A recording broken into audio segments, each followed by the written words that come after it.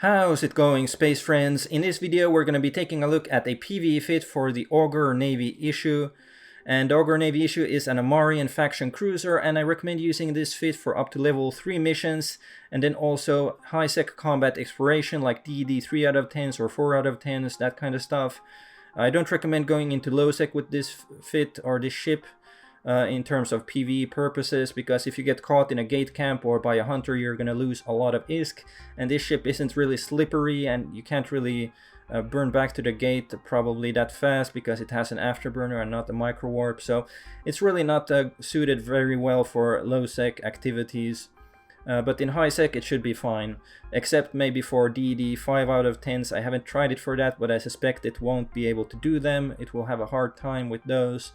But if you want to do one, let me know if it works out for you in the comments. I haven't tried it myself though. So yeah, it does have one more limitation, and that being that it has lasers as its main weapon, and those can only deal EM and thermal damage.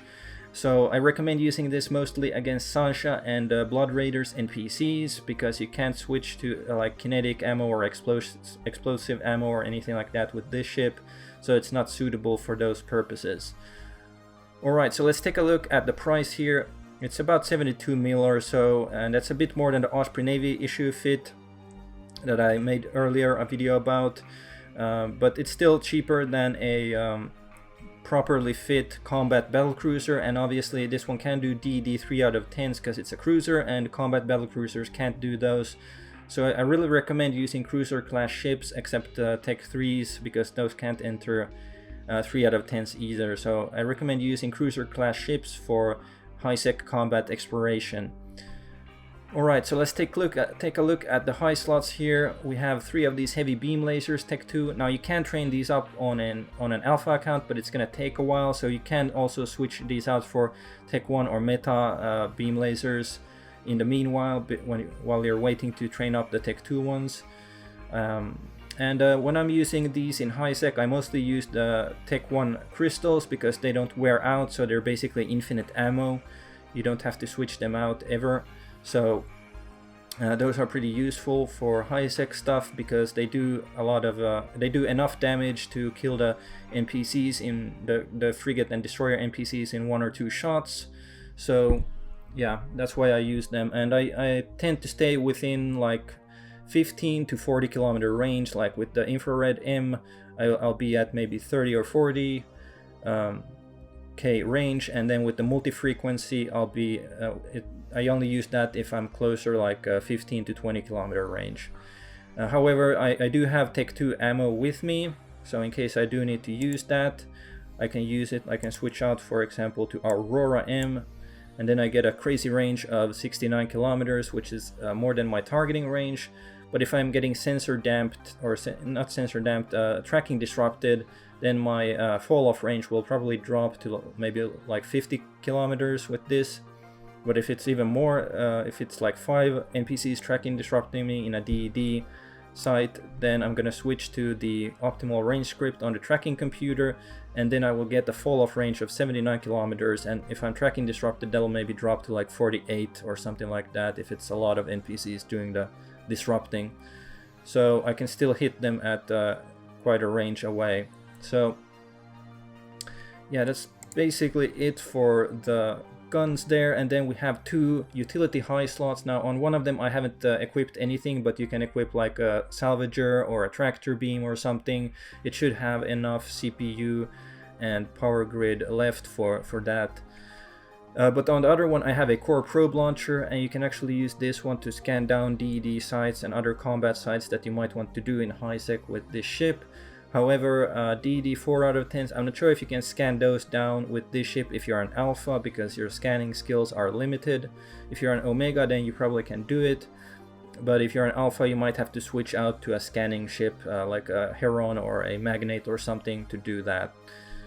Alright, so then in the mid slots we have a large compact cap battery, and that's used to fuel the Afterburner, and then also 2 medium armor repairers. Now I use the enduring ones because they consume less capacitor than the regular Tech 1 or the compact ones.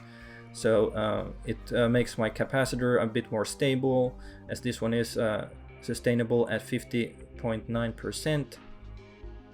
And then in the mid slots here we have also a tracking computer, and you can use either the tracking speed script or optimal range script. It depends on what you're doing. Typically in high-sec combat anomalies I'll use the tracking speed script, but if I'm doing a DED 4 out of 10 then I'll switch to the optimal range script, because I'll be tracking disrupted by a lot of NPCs, so that'll help to counter that. And then we have the 10 MN Afterburner, which is useful as well. It does give you a bit of a speed tank if you're using that, so that reduces your incoming damage a bit. And then in the low power slots here we have 2 heat sinks, Tech 2, which increases your laser damage. And then obviously we have the armor repairs that I showed you already. You don't really even need 2 of them. It depends a bit how close you want to get to the NPCs. If you're far away, then maybe you're running 1 will be enough, but you can get closer to. If you get closer to them, they're going to be dealing a lot more damage. Or if you're doing some other site that has like webbing towers or something like that, then you may need 2, or webbing frigates, even the elite frigates that web you and stuff. Then you may have to use both of the armor repairers to repair your armor. So then we also have 2 of these armor hardeners, one for EM, one for thermal, and these are basically geared towards Sansha space, because the NPCs here deal EM and thermal damage, so I'm using those to tank against that damage specifically. But if you go to Serpentis space, for example, which you can maybe use this one there, but there are better ships for Serpentis space to do the DED sites and stuff with. But basically then you would switch out the EM for a kinetic hardener instead. And then we also have a capacitor flux coil to help keep my capacitor a bit more stable. And these rigs are doing the same job basically. We have medium capacitor control circuits, 3 of them, to basically make my cap stable. And yeah, that's pretty much it. Oh yeah, we do have 3 light drones that this one can use. So if a frigate gets, because the lasers, the heavy beam lasers, really don't have that good of a tracking if frigates get too close.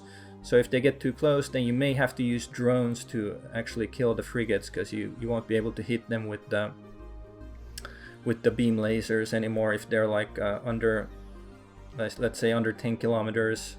Although then you can switch to Gleam and you may be able to hit them, but basically the closer they get, the harder it gets to hit them, ironically. But yeah, that's basically it for the fit here, and we're gonna be taking a look at a DED 4 out of 10 in Sansha space that I did with this ship, and it actually went somewhat well, as they usually seem to do with these ships that I do these tutorials for. But yeah, let's take a look at that.